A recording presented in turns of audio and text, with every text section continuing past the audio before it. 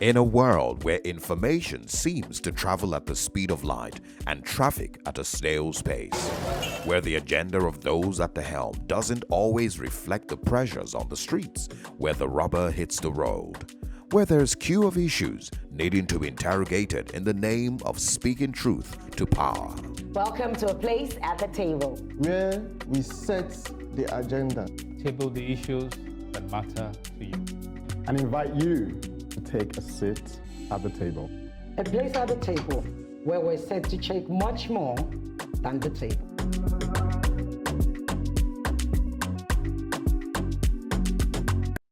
Welcome. It's good to be back. My name is Kate Henshaw. I am saying it's time to give women a place at the table. No questions asked.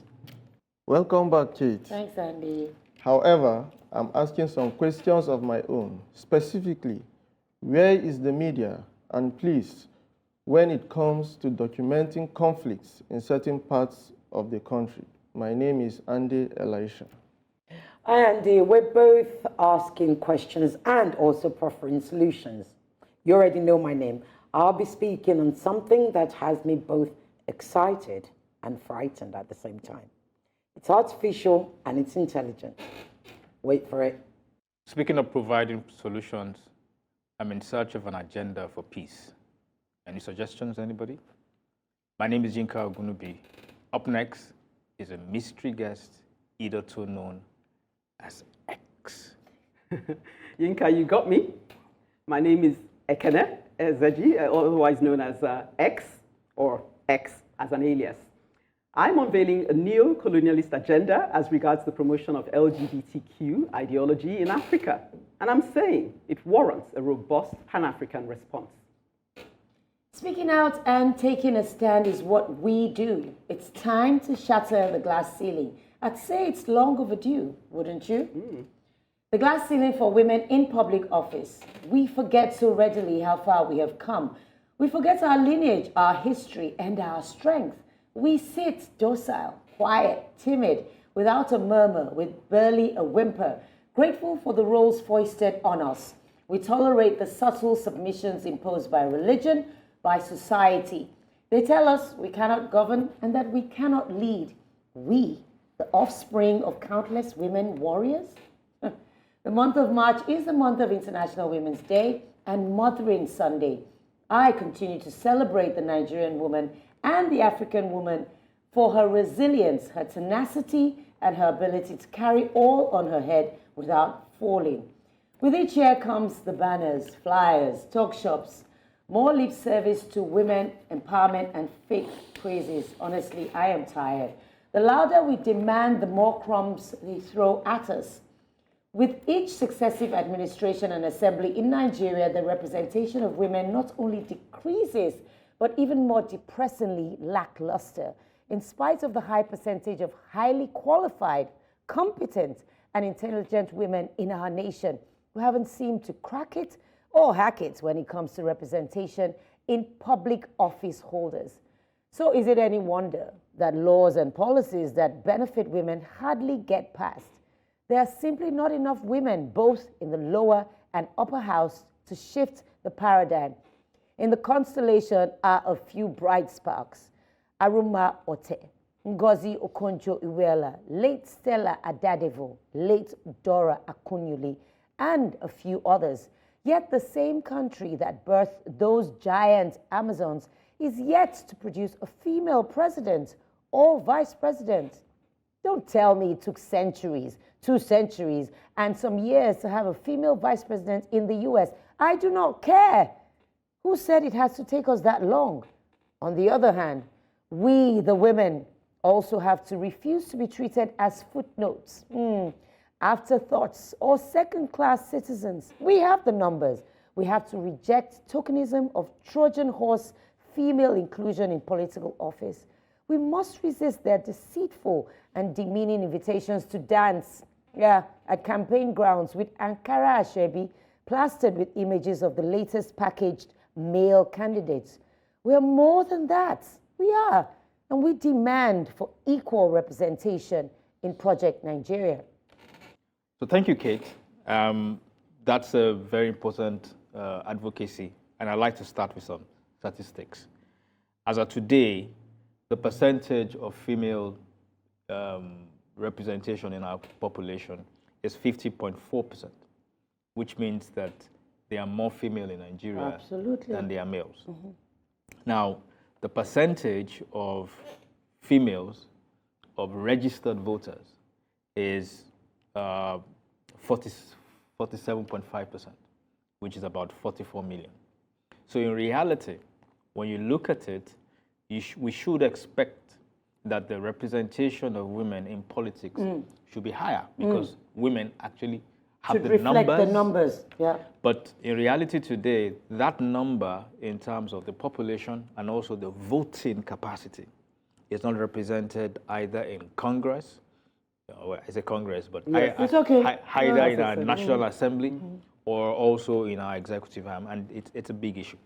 Okay. It Let me comment on that. I looked up the word glass ceiling just to understand the origins of it, and it says a glass ceiling is a metaphor that has often been used to describe invisible barriers. That's a glass through which women can see elite positions, but they cannot reach them. Yes. Yeah, I'll go to that later. But in terms of politics being a game of numbers and being representative, we know in Nigeria, that's my main gist here, it's not a meritocracy. Often the people you have who come into power are not a reflection of the people we want. It's because they've maneuvered their way in.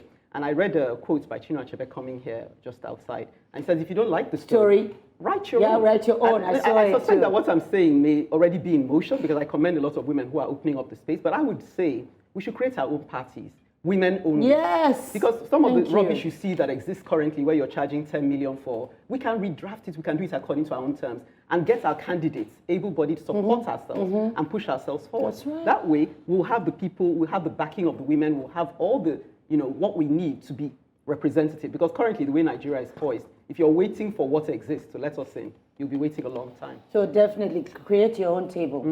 Thank you. Andy, you wanted to say something? Yeah, Kate, when you were talking, you said highly qualified, competent, hardworking.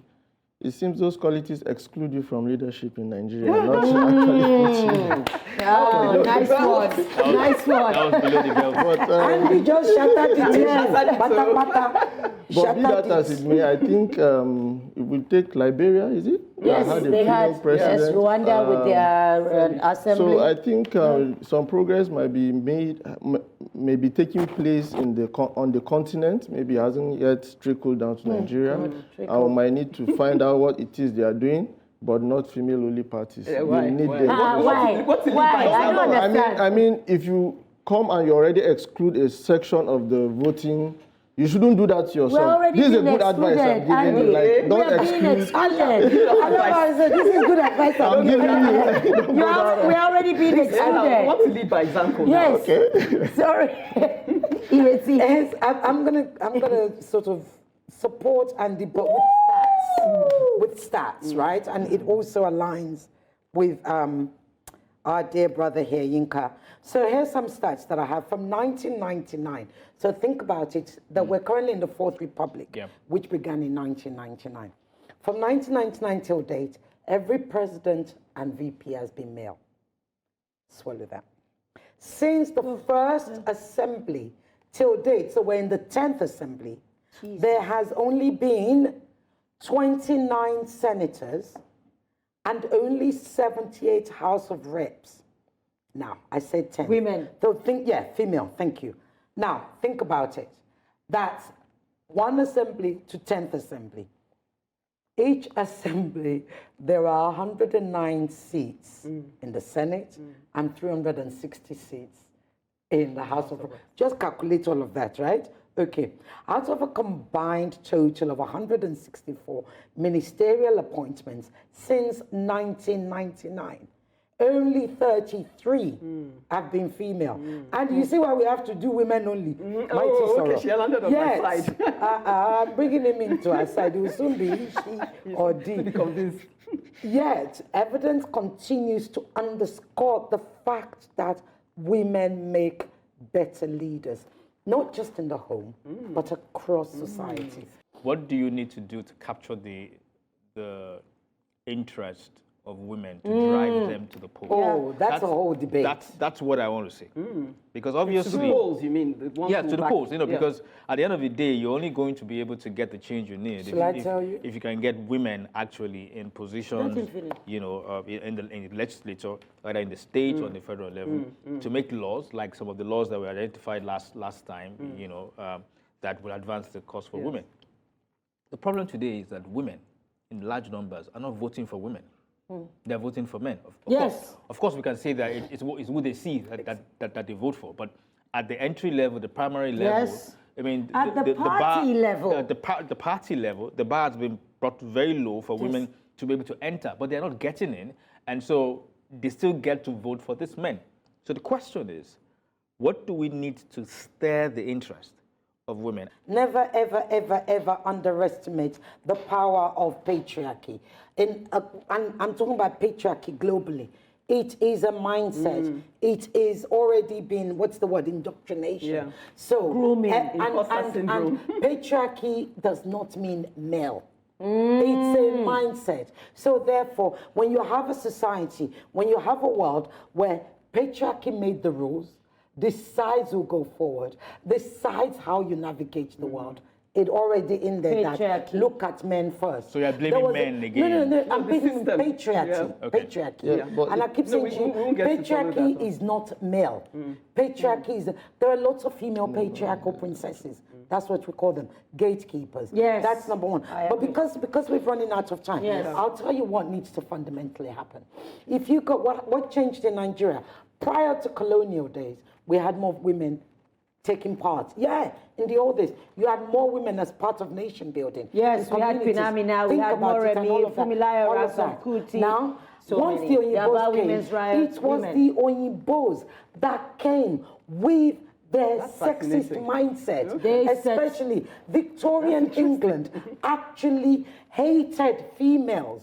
They were not allowed to Like speak. history Yes, lesson 101. they did. If you go back and check the Okay. history. So then they came. They then saw that these women in Nigeria was their own. They're always there. You had the Funmilayos, you had this one, you had this one, you had Margaret Ekpo, you had all these women Margaret who Ekpo, could stand yes. up, you know, to even the one that stood up to the Oba. Now, after the Oyimbos left, what then happened is you then had they had put men into position. Having put men into position, we then began to get violent politics. You'll have to leave it And there. from violent politics, where people were being killed, meetings moved to nighttime, yes. and women do not want to go to meetings at night. So that The excluded pattern them. is there. Okay, so status quo can be a product of what we permit as much as what's imposed on us.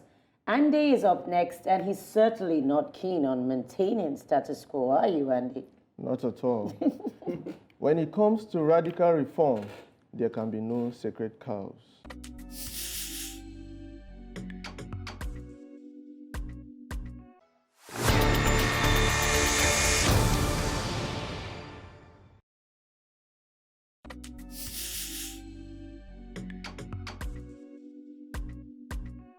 Undocumented conflicts. Where is the media and the state police already? Protracted conflicts in Nigeria are becoming the norm. After the initial reports, little or nothing is done for victims. What can be worse than this? Well, I'll tell you. What's worse is to get no coverage at all. Many communities suffer from many conflicts, with so many dead, people living in fear or displaced, with loss of their means of livelihoods, mainly farming and herding. Other than the big stories like the kidnapping of hundreds of girls, many of these conflicts are undocumented. They do not even make the local news. I know this for sure because I'm from one of such places, Takum in Taraba State. The only reports are those from friends, relatives, and pictures shared on social media. Although the main reason why the media is silent on these issues is clear, that is, the safety of journalists cannot be guaranteed due to the very same insecurity. Talk about a chain reaction. However, I believe the media still have to do more, especially in this era of ICT. Things are further complicated by the fact that we live in a society where saying things as they are often gets one to be termed anti-government. My recommendations of reform revolve around decentralization, as it is clear that the center in Nigeria can no longer hold. The reforms: decentralization of the police force with the creation of states and community police, and of course self-defense. I've discussed that here before. Decentralization of resource control and local government autonomy. The nature of these reforms means that my advocacy is directly to Mr. President, because after all said and done, one thing that recurs is that this president enjoys much political capital across geographical, ethnic, and religious divides.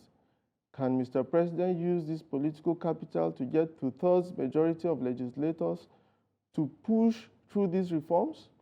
The president has boldly initiated some difficult reforms like the fuel subsidy removal and the floating of the naira, but these are actually easy because really it is the masses that are most affected. The reforms suggested above, however, will be directly affecting the elite politicians. Details of each in the coming episodes. Fuel subsidy removal, has it been removed? Andy, that's a different conversation. Yeah, I've heard that one. That's a different conversation for another day. And I actually think it's the other way around. Is the legislator to, get the president to do the right thing? I don't think he can. That's my understanding. Yeah, that they have the absolutely, numbers. They can come up with the Separation of policies. powers. Yes, he should. They are like his. How do I say? Yeah, so you have the executive, the legislative. Yes, you know, so I think it's the other way around. I think we've just settled into some kind of a dangerous situation, lacuna, where we just shrug with each issue that comes so much bigger than our minds can comprehend. We just like, what can we do? We feel helpless. And it's such a dangerous position to be at. Because increasingly the numbers, I'm sure you are also referring to the children who have been kidnapped. The numbers are scary. Yeah. Now, we don't have people who care. If you care, if your children were there, you would be, as a parent, be shell-shocked. You would move yourself into action. But we don't have people who are connected with the things that plague the citizens. They're so far removed, so comfortable, they don't really care. I want to take it up from what you're saying, because a journalist was giving an account of how, when they went to that area, what they found was the people who, this is in Kaduna, the recent kidnappings, they took away this volume of people. Now you have checkpoints from there to Kaduna, 19 checkpoints. But when you get to a certain point, for 30 minutes, no checkpoints. So they somehow infiltrated that place, were able to take these people away, then came back the next day and exchanged them. Dropped the and took away. And I thought they really were comfortable to say, let's take the able-bodied ones away. Those that were not feeling too strong, they returned them and picked some new ones. Yes, able-bodied like from young the men. shelf in like the supermarket. But the point I'm making, I want to emphasize the issue you mentioned about undocumented. I know you go on to talk about decentralization, and maybe others will pick up on it.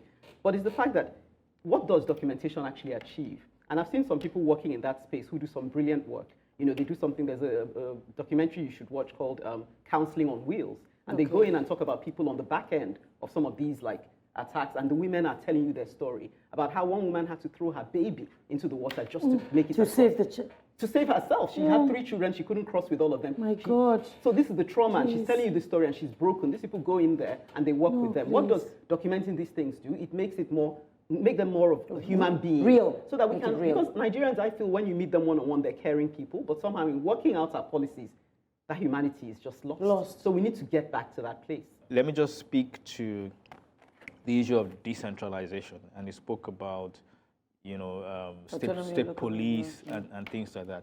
It's essentially talking about restructuring in one form or the other. And that's always where I always have a big problem, because what is restructuring to you might not be restructuring to me. Can we come to a point where we agree on a definition of restructuring? Is it fiscal federalism, to which every state or region has what they call control over their resources, and what does it mean? Is it, because you find people talking about restructuring in terms of revenue and in terms of security. So where does it join? So we need to be, we're intelligent people in Nigeria. We're not dumb people. That doesn't seem to count like anything. We should be able to come together and have one common understanding of what it means. Nigeria obviously needs to be restructured. Yes. Nobody's arguing about that. The constitution needs to be amended. It needs to reflect the reality of Nigeria.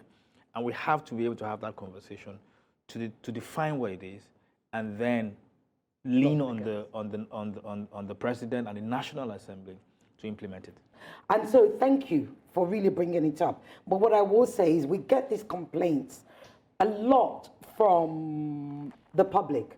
Whilst I understand, what I must say though is there is nowhere, Andy, in the world where you can actually get all the atrocities covered by media. Every story is money. Money is manpower, resources, yabia. Right. So what you often find is you look for, there's something we say in media called kill the dead donkey. Why?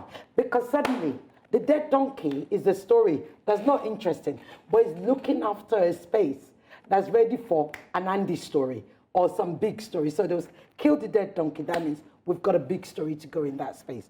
Now, the reason you hear about the big stories is because through talking about them, think of them as, these lights, the big lights, the spotlights. We can then spotlight on the smaller stories, and then it becomes an aggregate, right? Because there's no money to actually talk about. Let me give you some stats that will shock you. And I wrote it down. Since 2019, there has been 735 mass abductions in Nigeria. Imagine that.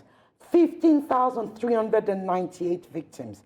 Even more so, this 2024 alone, there has been 68 abductions.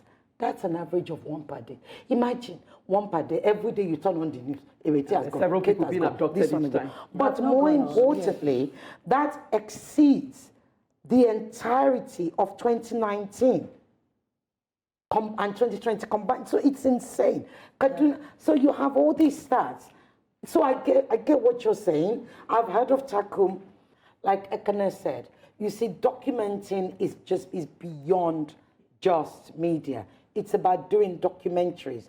I've done a documentary in the past, but even that's expensive, and we don't have the funding for it in Nigeria. For the presidency, while we are calling on the presidency, we agree that on paper that's how it is. But he's the leader of his party, which is the majority party.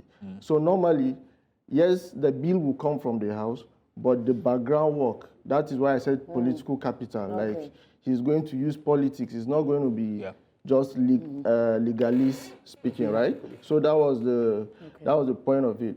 Now, the issue about state police and the call for the decentralization is that we need responsible states. You have just said it, like, we have a situation whereby everybody comes to the center and shares money and goes. You don't generate your money, so you can vote anybody into power, whether he's competent or not. And then when they kidnap these kind of people, he tells you, oh, I'm the CSO only in name. I don't have control over the police. We cannot keep giving states excuses. Let's give them their powers. And that includes decentralization that you said, the real decentralization, allow states. I'm not from an oil-producing state, but please, by all means, allow oil-producing states to control their oil. There is no state in Nigeria that cannot survive, and that is the only way we'll be productive, that the common people will get employment. All right? No, we'll get to that. We have to leave it. Yeah, we have to leave it. But we thought that identifying the problem is often the easy part. But you see, it isn't. One problem leads to another, and then it will really take some application. And Ireti is set to apply herself.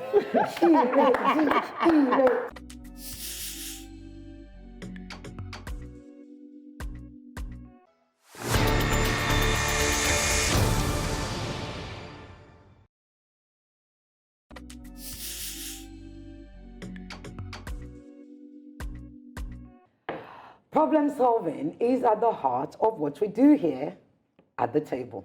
However, is it possible that there are some problems that are just too big to solve? Not if you put your mind to it, as you just heard Andy tell us. So the key word today is artificial. Now, imagine you're the CEO of a bank. One day, you get a call, a request from the CFO of your client's company to transfer a large sum of money to another account. But you're smart. You know your job. You're also quite cautious because you know there's a lot of fraud out there. So you're asked to meet the CFO in person so he can give you the instructions.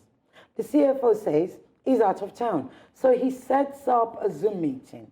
And when you get to the Zoom meeting, your team members are also there. You recognize all the faces at the virtual meeting. The CFO reconfirms his instructions. Of course, you go off and you do as requested. Sometime later, you check in with the client's head office, and that's when you discover it was all a big, elaborate, sophisticated scam. Turns out, everyone on that Zoom meeting was fake. They could all be fake right now. They were all created by AI. But it's too late. You've already sent 200 million Hong Kong dollars to the client's account, the equivalent of 25 million USD. See, I didn't make that up. What I just told you is a true story. Google it. Welcome to the next tech frontier, AI. Artificial intelligence is perhaps the most revolutionary technology advancement of the 21st century. AI can reproduce my voice. I know you all think it's sexy. My face, yes, as pretty as this. And as a matter of fact, it can reproduce me. I know, how scary is that? But it can also place me in any situation as a journalist or someone in any crime scene or compromising position. Get your minds out of the gutter. You don't believe me? Ask Taylor Swift. She recently discovered that deepfake scandals earlier this year in January, where pictures, likeness of her were spread around the internet in compromising positions. By the time it was removed, those pictures were removed, they had already been viewed and shared by millions. Now there's Sora. What's Sora? Sora is a text-to-video generative tool. It was created by OpenAI. That means it transforms your expressive wish, which you put in by text, to visual reality. Yeah. Therefore, should I wish to see pink flamingos dancing azonto all the way down the streets of Ikorodu, all I have to do is type them in. Yes, I type in my wish, and there you go. I get it in video format. So that video format, I can then post on my social media handles. Combined, I have 18 or so thousand followers. Now, those 18,000 followers of mine can then take it as far as they want. Boom, suddenly you see Ikorodu in a different light. Now, neither the federal government nor the National Assembly is yet to recognize the threat posed, nor even think of any legislation to protect the citizens against the possible AI-inspired online fraud. The nearest we have in Nigeria today is the Cybercrimes Act, which only addresses issues of libel and defamation. Yeah, that one where you get to cuss them. Regulatory and developmental agencies for AI and other frontier technologies, such as NOTAP and NITA, are simply not fulfilling their roles in this regard. This technology, like I said earlier, excites me, but it also frightens me, and you should feel the same. More so, with elections approaching in 2027, I fear our AI might worsen our struggles with disinformation and election manipulation. But looking at AI regulations, even the whole world is playing catch-up, because I was looking up what are the challenges to creating regulations in that space. And one of the three things they identified, one of them is what they call velocity. That AI started being developed well before it came on stream. Yeah. They say when it came out of the shadows was November 2022, and then suddenly they were well ahead. So you're having to play catch-up from behind. And then the issue of how do you even identify what crime formulates an AI crime, because there's so many genres on which AI manifests itself, whether gaming and this or that. And then who then does the policing? So these are areas that the whole world is thinking, what do we do? So this is the problem, that even people who are attacking it don't quite know the solution or where they're going to get to. So yes, it is, what's the word? Is it frightening? If I was a banker, which I'm not, thankfully, or an investigator, the banker and the boss would be my first suspects, because I believe that for such monies there should be other protocols. But as I said, I'm not a banker, neither am I an investigator. Now, on the issue of legislation, you are also spot on, because just 2 days or so in the news, I saw EU passing some law on AI, and they were like, EU is the first to actually have that comprehensive AI laws, and other countries might have to follow suit. So yeah, I agree with you that it's not something that we're thinking about yet, but maybe not because, well, it's actually because we're not that sophisticated. You get rich That's now. not the point, but I know you were trying to be nice. Kate. It's a scary thing. It's a scary reality. It is the reality of the world we live in. It's a clear and present danger. It is danger, not only of replicating human beings, but making human beings extinct. Yeah. Because if you are anything like me who watches some of these futuristic films, they've been coming. For a long time. They've been coming, they've been showing, they've been hinting. And now I saw, I think an article, I was watching CNN yesterday, and there was this AI robot thing teaching children in the class. Yes, I'm like, hey, very soon the central intelligence, whatever, will say, kill the humans. And then you'll be no longer needed. If you watch sci-fi, they have been coming. Yeah. So we need to be very, very scared. Yeah, wow. Really, I'm telling you. How many of you can AI produce, Yinka? Yinka cannot produce. Anyone you can. Very Especially difficult where to Kate reproduce. is. I actually think that people like Kate need to be very scared. For instance, there are some actors that we've lost because they died, and then that. Yeah, they can reproduce the person. But with AI, you can live forever. Yes. You can act forever. Oh, some scenes from Gladiator. Okay. When the guy, they still put him in the scene. Yeah. Yeah. So the opportunities are there, but also to what extent should they? What's the legal and ethical thing That's what was saying. about how they can use your image, which you will sell anyway, or your generation you sell, or your image rights will sell. Copyright issues anyway. So the issue around AI, is there are two things. What's the ethical boundaries of what AI can do? Last year, I was at a boot camp at the Rome Business School in Rome. And in my own class, they put us into groups. And in my own class, I had Microsoft come to give a presentation. And I was blown away because they came and gave this presentation about OpenAI, and they had some tools, Power BI, and all that they were. And they gave us a glimpse of what they were working on. And I was literally scared because I realized the fact that, and this was what they said, the capacity of what they have right now, what they've released, it's just a small bit of the iceberg. It's just the tip of the iceberg. If they should release everything, it will change a lot of things. And the reason why they've not done so is because they are an ethical organization. And so because we're dealing with those ethical organizations who still know that there are boundaries to what you can do, they are constrained. But what if you start to deal with organizations that don't believe in these ethics? And that's where I agree with your advocacy that, in spite of the fact that, laws always have to play catch-up, we have to anticipate that this thing is going there, and then we have to copy, if it's to copy what's going on in the EU and adapt it to Nigeria, we have to do so. Okay. I've just got to, let me just make something clear. So you asked a question about the likeness and the ethics. There are rules, actually. So right now, you're actually not allowed. So Sora, for instance, cannot create a Kate. But it really excites me, and I think we should all be excited. But what scares me is that we have NOTAP, we have NITDA, we also have our National Assembly. They don't do what they're supposed to do. We still don't have a law that protects your money. What happens to your money when it's stolen from an app, for instance? We're all left on our own.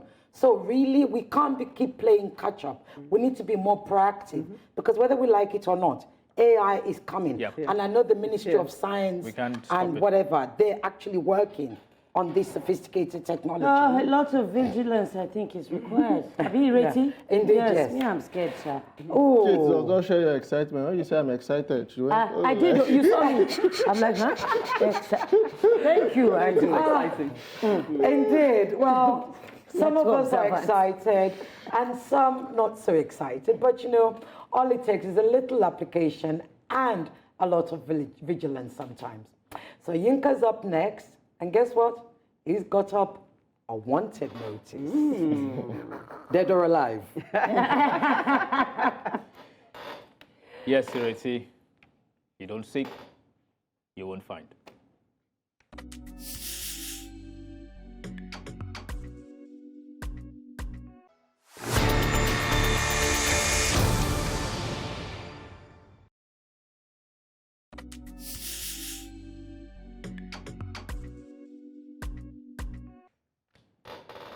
Wanted, an agenda for peace. On the 14th of March, 2024, the Nigerian army deployed soldiers to keep the peace following a communal clash over a lingering land dispute between two communities in Delta State. On their way, they were surrounded by youths of the community and killed. When the dust settled, 16 soldiers, including 4 officers, lay dead. Our thoughts and prayers are with the families of these fallen soldiers, and we join the call for those responsible to be arrested, persecuted, and punished. Now, there's a lot to unpack here, but today I want to focus on what led to the death of the soldiers, the communal clash between the two communities. Nigeria has always had a bad history of communal clashes, dating back to the pre-colonial era. According to data from various sources, between 1998 and 2020, Nigeria recorded over 3,500 communal conflicts with over 22,000 fatalities. This has resulted in over 2.3 million internally displaced people in Nigeria from almost 500,000 households. Communal conflicts in Nigeria can be divided into 2 broad categories. You have the ethno-religious conflicts, and then you have the most popular one that people know, which is the farmers-herders conflict. The main causes are 1, climate change, which is driving the migration of herdsmen interland, which then leads to dispute over land and cattle routes. And then secondly, you have the land and boundaries issues, like what we had in the Ife-Modakeke crisis. Nigeria is a heterogeneous country. And diversity means that we must integrate with people of other ethnicities and religion. We cannot have a country without that fundamental understanding. Cannot have an economy without ensuring that our diversity is our asset and not a liability. It is time we unite as a nation to forge a doctrine of peace and embrace a national identity that emphasizes unity in diversity. It is time to ensure that everyone in the committee of state that make up Nigeria is treated fairly and has fair representation. The onus, of course, is with the leaders. They have to point the way in what they say and what they do. Mediation mechanisms backed by law must be in place for aggrieved communities to table their grievances for peaceful resolutions and not turn to violence to resolve conflicts every single time.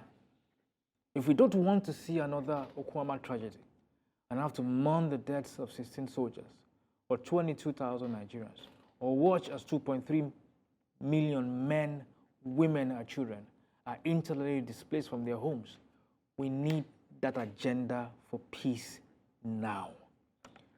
President Tinubu, the ball is in your court. I don't want to sound like a broken record. Do we have leaders? I dare say no. We don't. We do not. Some people have blamed Lord Lugard for joining us together, the North and South Protectorate. They may be right. They may not be right. I think that ship has sailed since. We are together whether we like it or not. And I agree with you. We have to make it work simply for humanity's sake. When you think that what affects you as a human being is the same way another person would feel, that for me is the basis, is the foundation for building up on empathy, on how you should treat the next person. Really, I really, it's a sad situation. I mean, I came out of my morning haze to hear about the soldiers that were killed. They went to settle a dispute and they ended up dead. And now all hell has broken loose and a community has been raised or infiltrated. It's just one problem after another. When will we get off the carousel? It's ironic that you have to call on the same leaders who weaponize these issues of ethno-religious When and it have suits driven them. that rift further and Yeah. further away. So I have no confidence where they're concerned. But like she said, again, I'm not one of those who think Lord Lugard made a mistake. I love the idea of strength in diversity. The more diverse, the better. You know. But I was going to say that perhaps one idea that came to my mind is that when you have youth service, you know, because some people who've truly served in different parts of Nigeria. I have served in Bauchi. And maybe have embraced the culture in one way or the other, whether in speaking the language or eating the foods. It gives you a kind of, I schooled in Kaduna. That was where I went to school, in boarding school. You don't, and I'm on a group chat with people from that area. So you have some sort of, you say legacy somehow, you feel a part. So you know, now I know people try and stay closer to home, but if they can make it so that it's compulsory, I didn't do youth service, I can't really. It was until Copper's life started being in like danger. A part of another part of somewhere, you know, and not feel so separate. Two things I picked from what you were saying, and that's what both Ekene and Kate have mentioned. The issue of us being a heterogeneous country. One of my friends always says, it will not happen that you kill off one tribe, then your own tribe will not be thriving. It will not happen. So we just have to learn to live with each other. No tribe is going to wipe out the other one. You will just keep Even fighting. amongst your tribe, Even you'll amongst fight. your tribe, Yes. there will still be fight, right? So I think Nigerians need to really understand that. Then I like that you called out the leaders. Yes, I know there's low confidence, but what do? These are the people that have been put there to do this. And if you follow my trend on this show, I don't cut any slack for leaders because I believe it is their responsibility. So yes, we need to keep calling them out until they do what they are supposed to do. You know, I kind of thought about this deeply, and I'm being cautious because we're yet to get the results of the investigation. So we're not 100% sure what has happened. That's the one thing we must put out there. However, having said that though, it boils down, the reason I even told that is, it boils down to one thing: leadership, leadership, leadership. The fact that leadership manipulates, and this morning I was saying, you know, good leaders do not dominate, good leaders lead. And because they lead beautifully, others are willing to follow. And we don't have, right? Exactly. But what we have in Nigeria is leaders who we don't divide. have leaders, Well, I mean, I don't know, I'm not sure that's we one have of them. dictators. We Yeah, don't to have an leaders. but Leaders show the way. Leaders lead. I think we just have to wrap it up here. You know, let our leaders give us a recipe for peace. We have to keep demanding it of them. That's what That's it it. is. Because I believe that we cannot have an economy if we don't have peace. Yeah. From one agenda to another. Peace to neo-colonialism. Yes, Yinka. An agenda is never neutral, take it from me. It speaks to motive and even strategy and could ultimately provoke a response.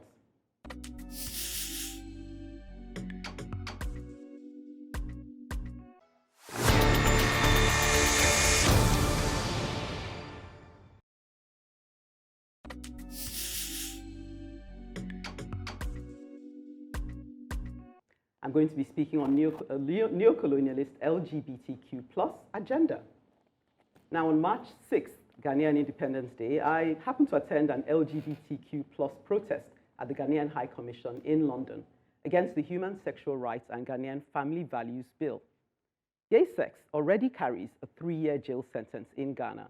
However, this new bill carries a new prison sentence of up to 3 years for identifying as LGBTQ+, and up to 5 years for forming or funding LGBTQ+ groups. This bill has the support of Ghana's lawmakers and 2 major parties, the Christian Council of Ghana, and the Ghana Pentecostal and Charismatic Council, and was drafted, it is said, in response to the opening of Ghana's first LGBTQ+ community center in Accra in January 2021. As the Ghanaian president, Nana Akufo-Addo, considers signing the bill, Western governments have already waded in, threatening to remove $3.8 billion of World Bank funding in the next 6 years if the president doesn't play ball. Does it sound familiar? That's because similarly, last year, the World Bank announced that it would freeze the new loans to Uganda on the heels of their anti-LGBT legislation. Now, the aim of the protest was to pressure the Ghanaian government to kill the bill. Some would find it ironic, as I did, that on a day when Ghana ought to have been celebrating freedom from colonial control, these protesters were essentially, and inadvertently perhaps, strengthening the hand of the West. Honorable Sam George, member of the Parliament of Ghana, has said that it is a case of double standards, I paraphrase, since the West would scarcely employ this bullish approach when dealing with countries such as Saudi Arabia and Qatar, who have an open track record of significant human rights violations, including oppression of women. Is it a case of avoiding picking on someone their own size or someone who can hold them down? Does this hypocritical imperialist-style high-handedness not smack of bygone days? Protecting everybody's rights is important, including the rights of people who choose to identify as gay.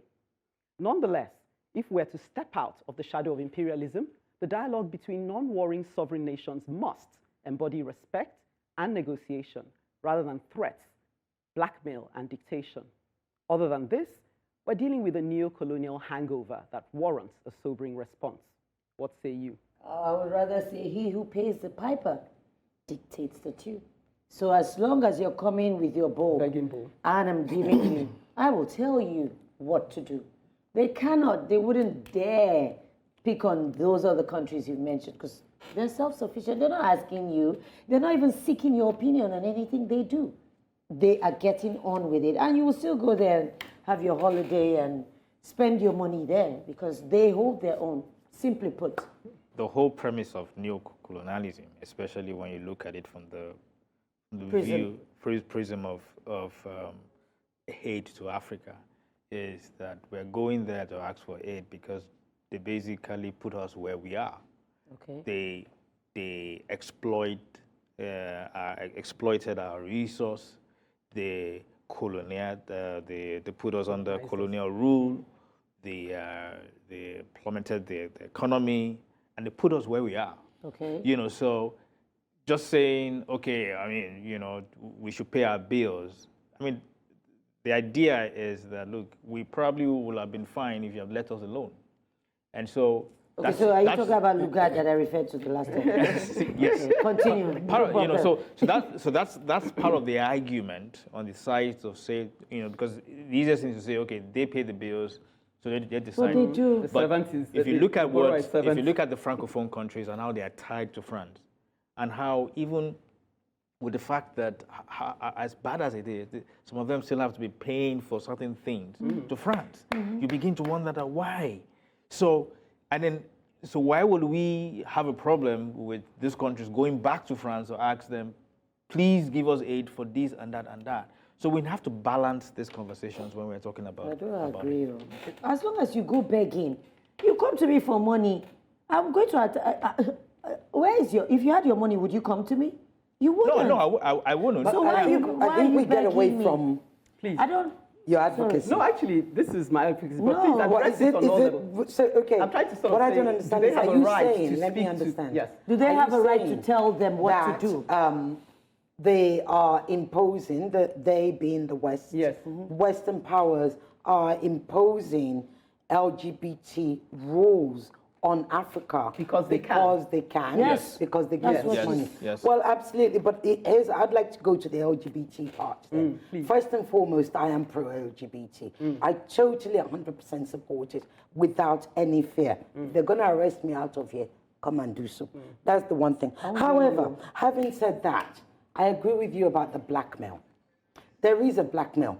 Here's the thing. One of the least informed, I'm trying to be nice, one of the least informed statements that I hear Africans make when it comes to LGBTs is not in our culture. It's not. We didn't have it in Nigeria. stand with Actually, my we did. Africans. We did have it in not. Nigeria. We had it in our culture. We even have the likes of Gelede, who actually are men dressed as women. The first, what do you call it when they dress as women? Transgender. Not gender. Transvestite. Trans-dressing male Cross-dressing. was actually way back after Biafra days. So we've always had, even in our villages, in the Igbo, you had women marrying women, albeit for certain reasons, but nobody knew what was going on in the back. So let me just put all of that aside. So we've always had it. In fact, I remember watching a Ghanaian priest, pastor, whatever, whatever you call them, on Stephen Saka on BBC. And he laughed. He's a very senior theologian. And he laughed. And he said the ridiculous thing about the conversation in Ghana is that they say, we've never had it in Ghana. He said, I'm 80 something years old, and I can tell you when it was in our community. He said, so let's put that aside. However, Blackmail. However, the fact is, we have always had this, people just got on with their lives. Living their lives gingerly. Yeah, so and then Oyinbo comes along and says, you must legislate for it. Are you telling me that you think we didn't know that men and women were doing their thing inside their bedroom until you come and tell us and legislate? Why do we have to legislate for people's lives? They were already living like that, and it wasn't any of our business. Up until GUJ's time, when we had the law in Nigeria, gay people existed. Gay people lived their lives quietly, minding the business.